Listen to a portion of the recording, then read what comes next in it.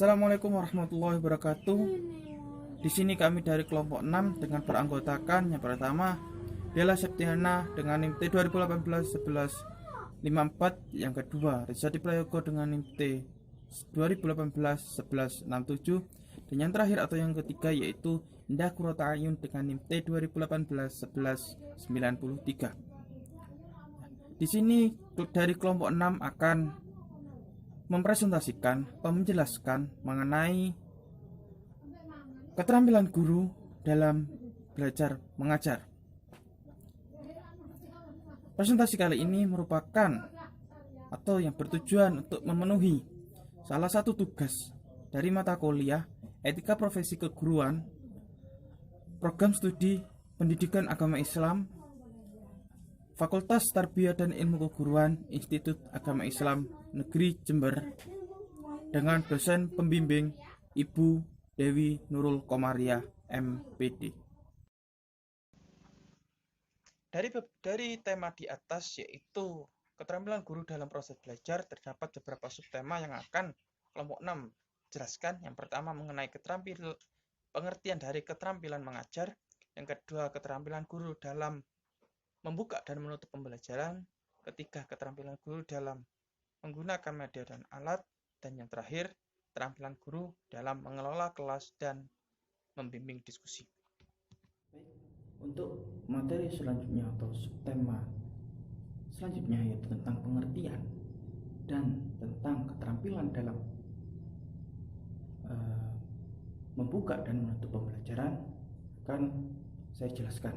Nah, sebelum memasuki kepada keterampilan membuka dan menutup pembelajaran atau tentang sub inti, yaitu tentang macam-macam keterampilan guru dalam belajar dan pembelajaran, kita harus mengetahui terlebih dahulu dari definisi atau pengertian tentang keterampilan mengajar tersebut, supaya kita lebih mudah dalam menganalisa atau menangkap dari macam-macam keterampilan dalam belajar dan mengajar. Untuk lebih jelasnya tentang definisi atau pengertian dari keterampilan mengajar, mari kita simak pengertiannya atau paparannya pada slide berikut ini. Baik, kita masuk kepada subtema yang pertama, yaitu pengertian keterampilan mengajar. Ya. Kata keterampilan berasal dari kata terampil, yang artinya cakap dalam menyelesaikan tugas. Selanjutnya, kata terampil tersebut mendapat imbuhan ke dan an, sehingga menjadi kata keterampilan, yang berarti cakap dalam melakukan tugas dengan keahlian.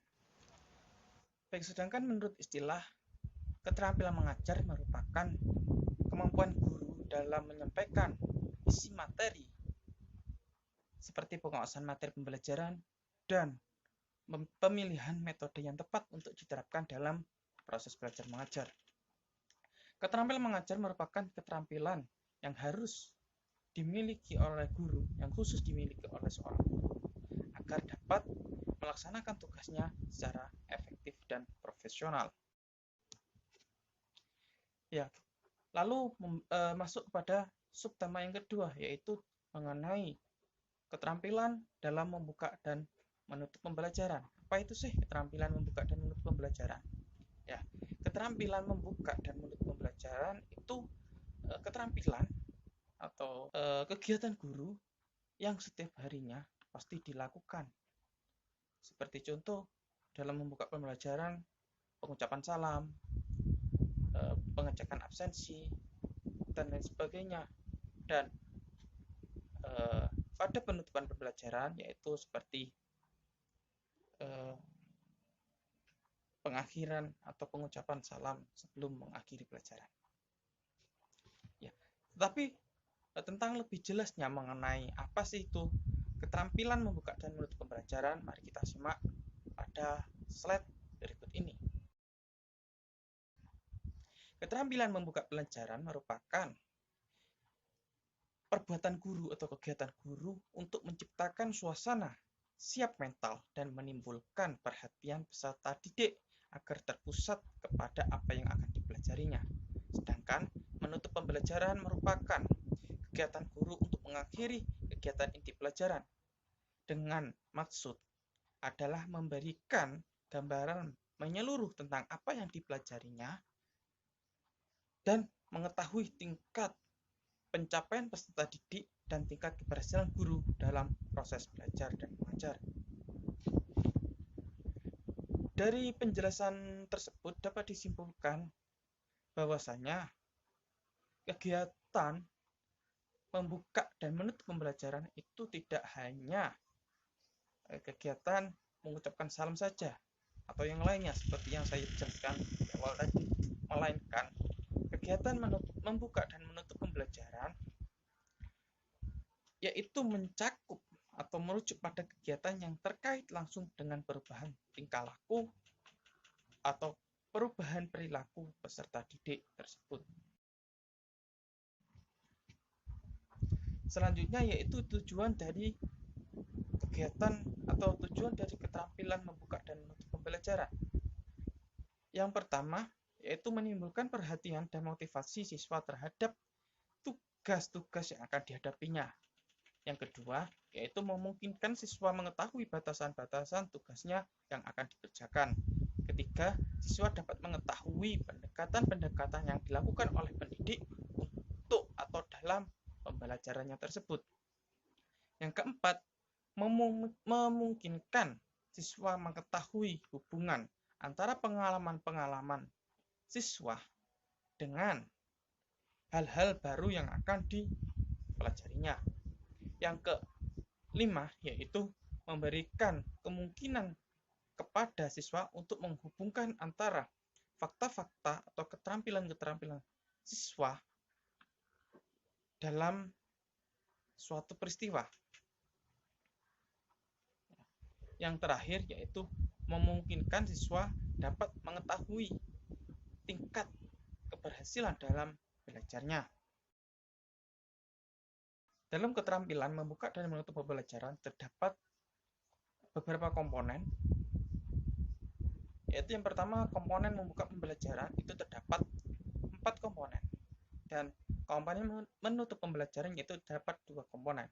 Komponen-komponen ini kalau menurut saya pribadi merupakan kunci dalam penerapan keterampilan guru dalam membuka dan menutup pembelajaran yang benar dan yang baik. Ya, komponen membuka pembelajaran terbagi menjadi 4. Yang pertama yaitu menarik perhatian, yang kedua memberikan motivasi, ketiga memberikan acuan, dan yang terakhir memberikan apersepsi. Sedangkan komponen menutup pembelajaran terbagi menjadi 2, yaitu review dan evaluasi. Ya, sekarang kita membahas terlebih dahulu tentang komponen membuka pembelajaran. Yang pertama, menarik perhatian. Ya, dalam artian menarik perhatian pada peserta didik. Pada kegiatan ini dapat dilakukan dengan beberapa cara. Yang diantaranya antara lain yaitu mengubah variasi gaya belajar. Ya, dengan apa? Dengan merubah antara kegiatan belajar dan mengajar per minggunya itu gaya belajarnya itu dirubah. Ya, seperti contoh minggu lalu menggunakan gaya belajar ceramah yang dilakukan oleh pendidik. Minggu yang akan datang atau minggu selanjutnya itu menggunakan kegiatan belajar mengajar diskusi dan lain sebagainya. Itu membuat siswa supaya tidak jenuh, sehingga siswa lebih tertarik atau perhatian siswa akan terpusat kepada materi tersebut. Bisa juga untuk menarik perhatian dengan menggunakan alat atau media yang ada dalam pembelajaran. Selanjutnya yang kedua yaitu membangkitkan motivasi peserta didik. Ya, cara untuk membangkitkan motivasi peserta didik itu dapat dilakukan dengan beberapa cara atau berbagai cara. Ya, saya contohkan salah satu yang saya contohkan yaitu dengan menggunakan dengan cara menunjukkan kehangatan dan antusiasme yang dilakukan antara pendidik dan peserta didik. Ya, seperti contoh dengan pendidik menanyakan kabar, menanyakan kesehatan kepada peserta didik, itu merupakan salah satu cara untuk membangkitkan motivasinya, membangkitkan motivasi peserta didik. Ada cara lain, yaitu dengan challenge. Ya. Kalau dengan challenge ini, seperti contoh pada penerapan materi pembelajaran atau pada mata pelajaran sejarah, kita bisa menggunakan alat atau media pada mata pelajaran sejarah, yaitu seumpamanya menggunakan gambar para pahlawan. Ya, kita tunjukkan gambar tersebut kepada peserta didik dan kita tanyakan atau kita memberi pertanyaan kepada peserta didik, siapakah nama pahlawan tersebut, dari mana asalnya, kapan lahirnya, kapan wafatnya. Dan bila mana ada peserta didik yang bisa menjawab dengan tepat dan benar, kita berikan applause. Cara tersebut merupakan salah satu cara untuk membangkitkan motivasi peserta didik yang menjawab maupun yang secara keseluruhan yang terdapat di kelas tersebut. Yang selanjutnya yaitu memberikan acuan.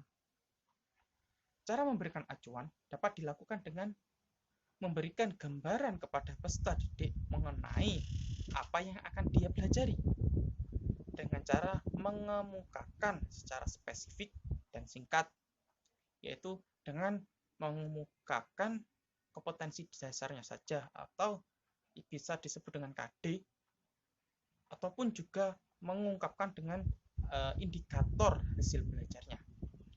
Selanjutnya yaitu memberi apersepsi. Apa sih itu apersepsi? Apersepsi yaitu mengkaitkan antara kompetensi terdahulu dengan kompetensi yang akan dipelajarinya. Jadi persepsi ini mengkaitkan pembelajaran yang sudah dipelajari minggu lalu atau yang terdahulu dengan mengkaitkan pembelajaran yang akan dipelajari, atau juga bisa mengkaitkan antara pengalaman siswa yang sudah dialami oleh siswa dengan pelajaran yang akan dibahas. Persepsi ini penting digunakan pada pengajar. Ya, kegunaan persepsi ini juga bisa untuk mengetahui tingkat awal pengetahuan siswa tersebut. Ya, selanjutnya kita masuk kepada kompetensi menutup pembelajaran. Ya, tadi ada dua, yaitu review dan evaluasi. Review sendiri yaitu mengulang pembelajaran yang sudah diajari. Ya, review ini sangat penting untuk mengetahui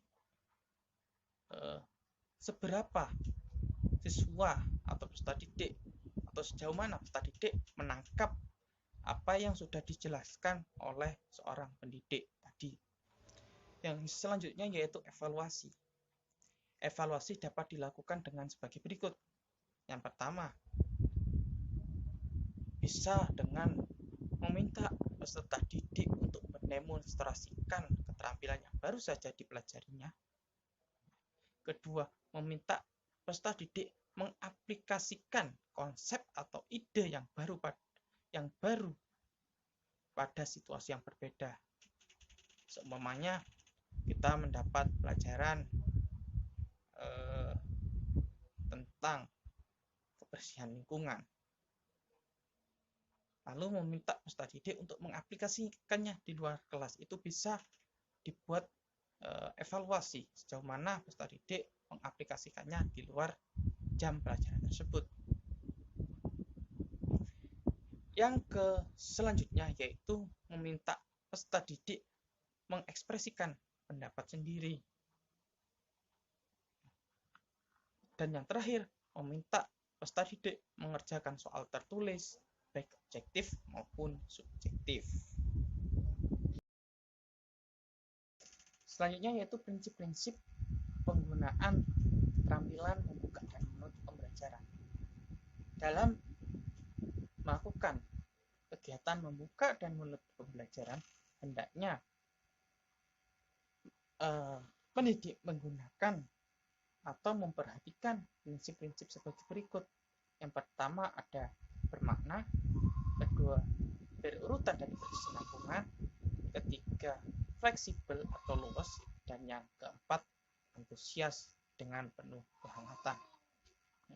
Kita bahas satu persatu. Yang pertama yaitu bermakna.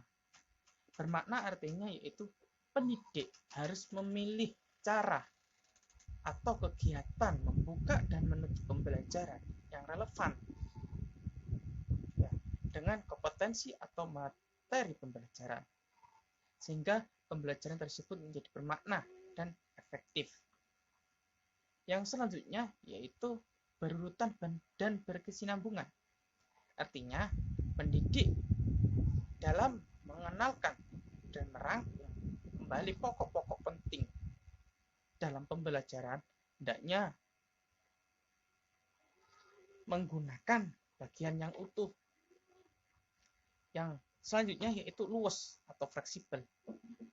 Dimaksudkan agar suasana atau gagasan, ide atau konsep dapat memudahkan peserta didik untuk memahami keutuhan konsep dan mudah menghubungkan dengan konsep atau materi yang akan dipelajarinya dengan kegiatan atau materi sebelum maupun kegiatan berikutnya.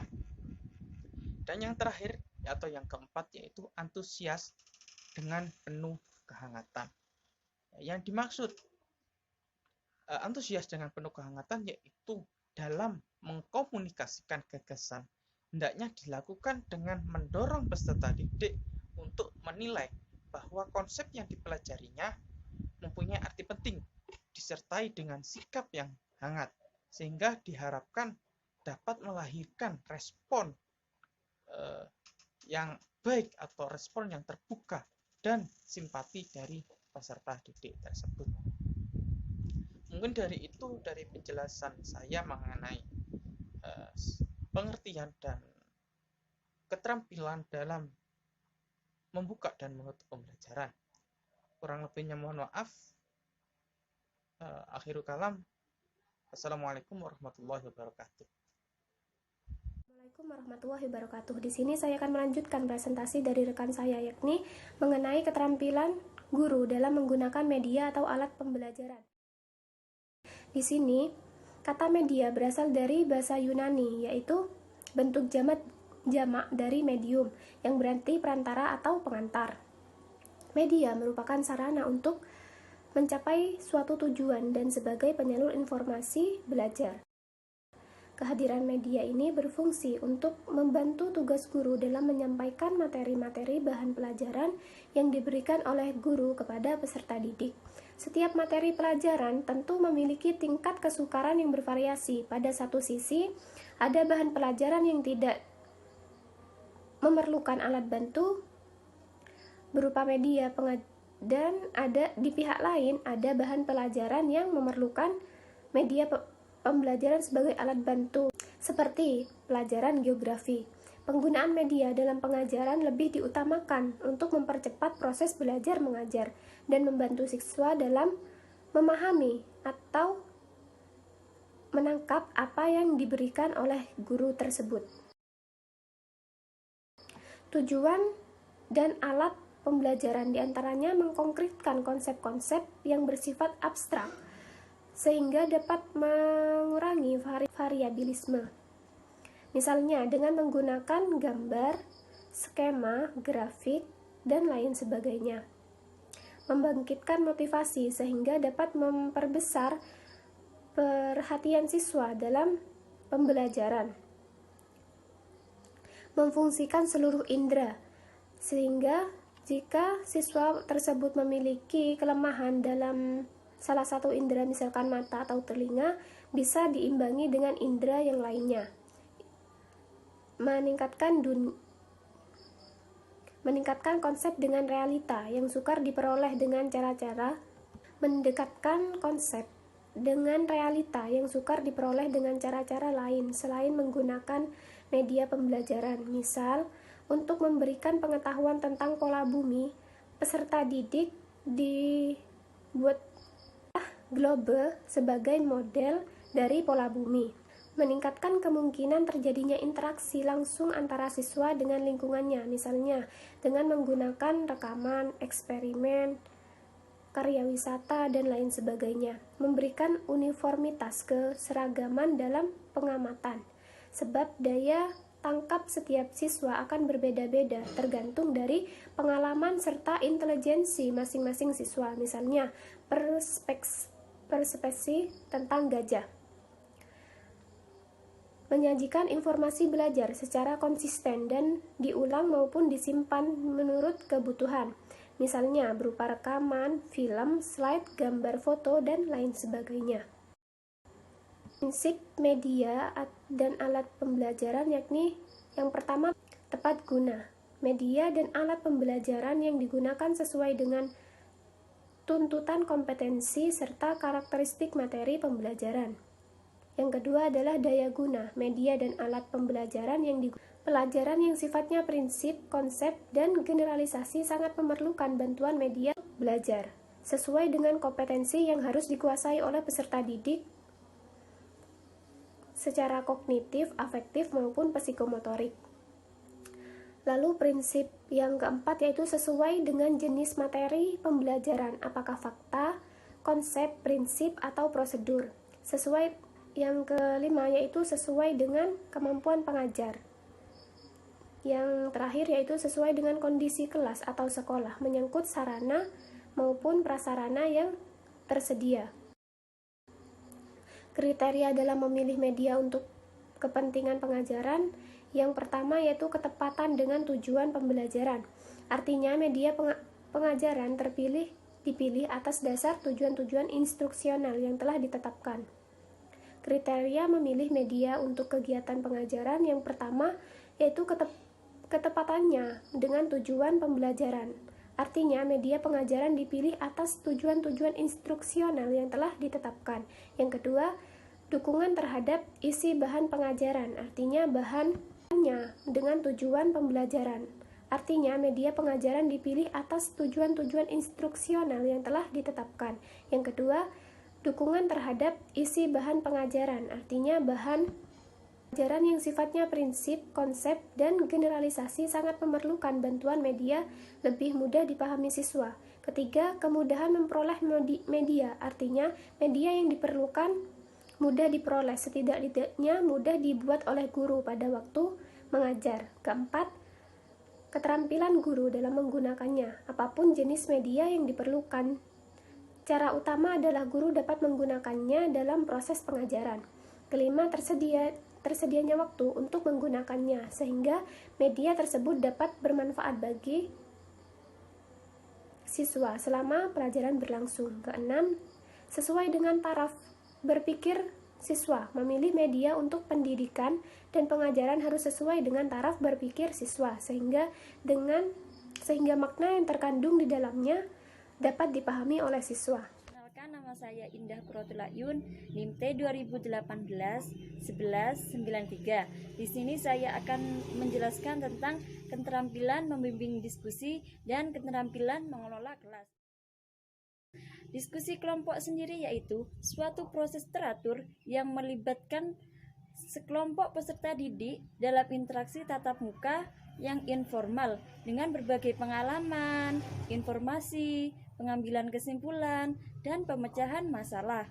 Peserta didik melakukan diskusi dalam kelompok-kelompok kecil yang dibimbing oleh guru atau temannya untuk pemecahan masalah, untuk berbagai informasi atau pengambilan keputusan.